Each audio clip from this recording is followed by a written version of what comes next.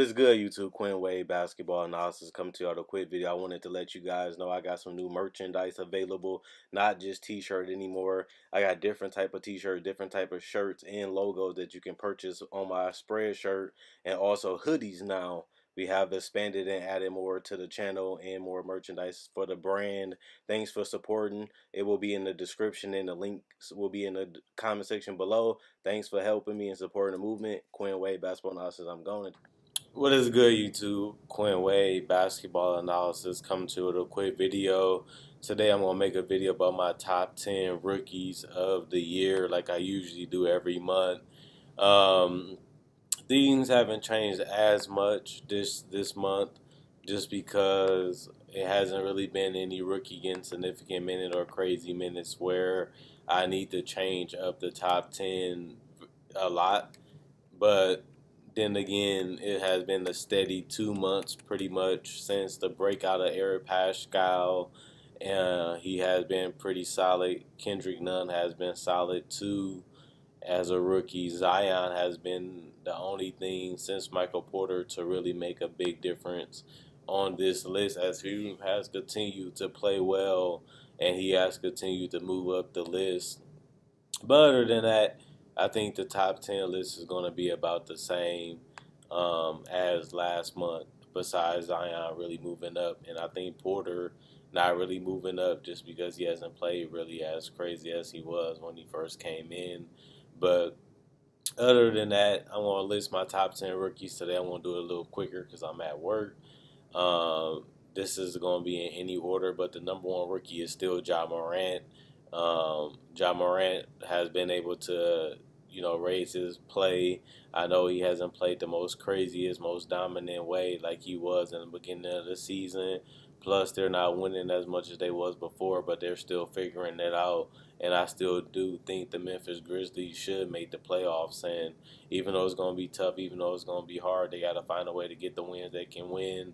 And Ja Morant going to make sure they can do that. He likes to go out there and compete. He likes to go out there and play hard. He likes to go out there and rack up assists, but also score when he needs to and take over when he needs to. And he's knocking down threes when he needs to. And that's going to be an important piece to them continuing to succeed and trying to lock up that eighth spot and try to make it the first year that he's been there. They already overachieving. They already playing better than what they was playing before.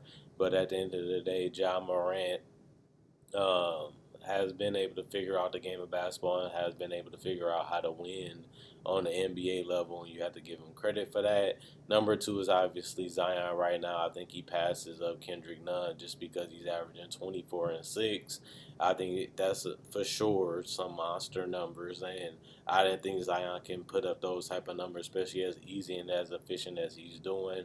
Obviously, he still can't shoot threes. He's still not a great defender. He's still not a great free throw shooter, but he still has been able to find his way to the basket, find his way to score. I know he struggled against the Lakers, turning the ball over a lot, not playing the way that he wanted to play, but he still did have a great game for a rookie. And he did have a great showing that game, and the numbers speak for themselves. It's hard to score 30 points in the NBA, let alone to score over 30. Even though you turned the ball over a lot, you didn't finish as well as you wanted to finish. You didn't play as well as you wanted to play. You still played great for an NBA player, especially for a rookie. So Zion has been fine. He has been amazing. And I know you say, dang, this Kendrick Nunn been playing well the whole season. How did Zion pass him up? He just playing spectacular basketball, and his team is winning just as well as the Miami Heat. But Kendrick Nunn is third just because he has been the most consistent rookie outside of Ja Morant. He's having a steady season. He's not having a crazy year. He's not going out there blowing, us away like he did the first couple weeks of the season. He's going out there playing his role, and he has been pretty great. He has been pretty solid, but he hasn't been better than that.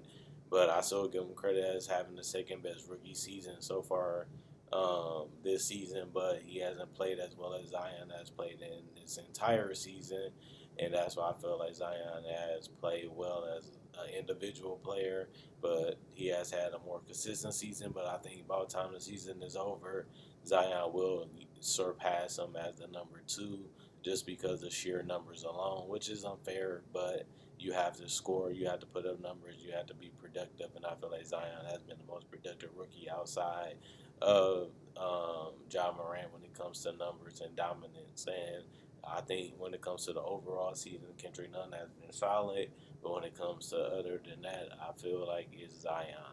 Um, Number four, I think you can debate and argue, but I think it's definitely going to be Eric Paschal.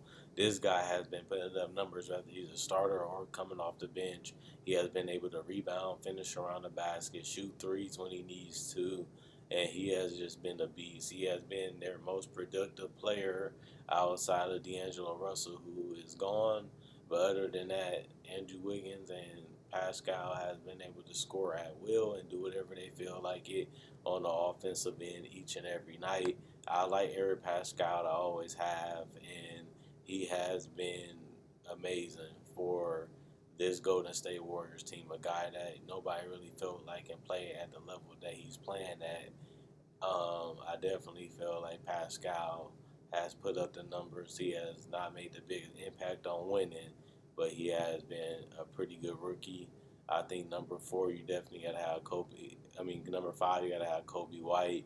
He just been in and he been up and down, in and out. I think that's the hardest part about Kobe White is sometimes he's great, sometimes he's bad, and sometimes he's injured. So I think that's how this rookie class has been.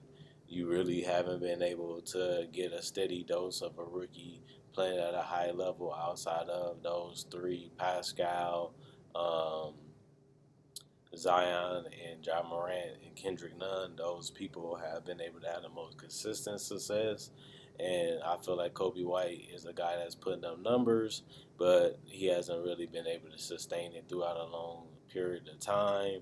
And that's why I have him so low. I don't have Rui Hachimura on this list just because he missed a significant time and he just not coming back. So he won't be on this list unless he'll be at the all the way at the bottom. Obviously, I do have DeAndre Hunter on this list. He's a guy that hasn't really played particularly dominant. He hasn't really played particularly crazy, but he's still shooting decent from three. He's still putting up some teams every once in a while. He's still knocking down shots when he can, and he fits perfectly with Trae Young. Even though he can't knock down a shot off the dribble and knock down a shot consistently, he has still shown progress that you need to be an NBA player in this league and be a starter. And I feel like he's been able to do that so far. But now it's just about doing it at a consistent level and trying to score and shoot threes to the point where you are a starter and you do deserve the minutes and you do deserve to, have that progress. And I feel like he hasn't made the progress that they needed him to make, but he also hasn't been terrible. So I think Hunter has been one of the better rookies this year, but he hasn't really been a great rookie in general, which is, like I said about Kobe White, the whole thing about this class. I think RJ Barrett has played well if you count the Rocket game. Other than that, he still can't shoot. He still hasn't been able to score consistently, and he's still been struggling. And I think RJ Barrett has been solid, but he hasn't been great, and he hasn't been able to score the way that people thought he would come into the league. He hasn't been able to pass the way we thought he would coming into the league, and he hasn't been able to get that done throughout this season, which is unfortunate. But it has been the tell of the tape. You watch his games, he scores, but he does that taking a lot of shots. He hasn't been getting to the free throw line, hasn't been able to complete passes, haven't been able to shoot the three ball or the mid range well at all. And that's just the story of his season. If he could shoot better, he would put up better efficiency. He would have a chance to win Rookie of the Year because he have the numbers, but he hasn't been able to score or put up the numbers at all efficiently. And if he doesn't do that, he's going to be struggling, and he might not be a starting level player in the NBA, if not for being a rookie with a lot of promise. But other than that, I think RJ Barrett has been okay at best rookie, if not bad. And if that's the case, that's not a good thing. When you draft that high and you get a player of this caliber, you expect more. So hopefully he can put in the work to get better. But other than that, I do not like what I've seen out of RJ Barrett so far. But at the end of the day, when you look at this rookie class, You look at Clark, you look at Terrence Davis, who's having a spectacular couple of games for the Toronto Raptors. But when you're looking at the entire season, you look at Darius Garland starting to figure it out in Cleveland, but he hasn't been great the entire season. Like I said, you look at Rui Hachimura, he missed a significant part of the season, so he doesn't count.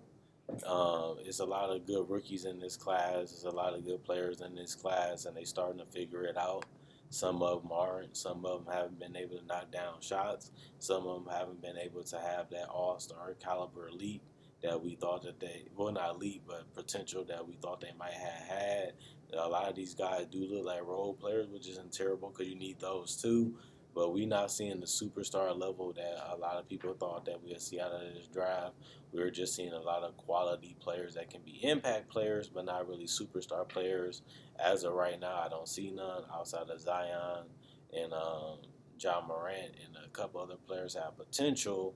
But other than that, I see a lot of role players. I see a lot of quality players. I see a lot of guys that can give you 15, 16, 17, 18 points in the future, just not now, and just, you know, not being a superstar all-star caliber player. But we don't really know until they continue to develop, continue to, advance their knowledge, advance their play, get experience, and increase their basketball IQ.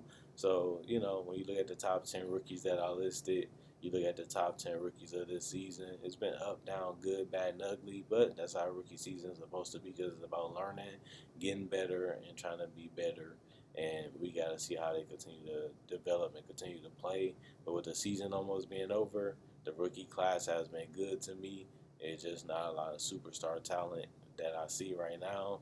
But like I said, if they continue to work on their game, continue to improve, we might get a couple guys that make to the All-Star team, which is going to be great for all of us and great for the teams that drafted them. So we'll see what happens. Check out my website, analysisplayer.com, link in the description, comment section below. Check out my Facebook page, analysisplayer.com, link in the description, comment section below. If you're new to the channel, subscribe. If you ain't subscribed, please subscribe. If you like this video, I make videos just like this every day about the Summer League draft, free agency, trade deadline, season previews, anything you need. I make NBA videos every single day, and I enjoy doing it. So you love NBA and you love the season, this is the channel for you. But at the end of the day, Quinn Wade, Basketball Analysis, I'm signing out. And let me know what you guys think about the NBA draft, the NBA class, and the superstars, caliber players in this draft and their potential.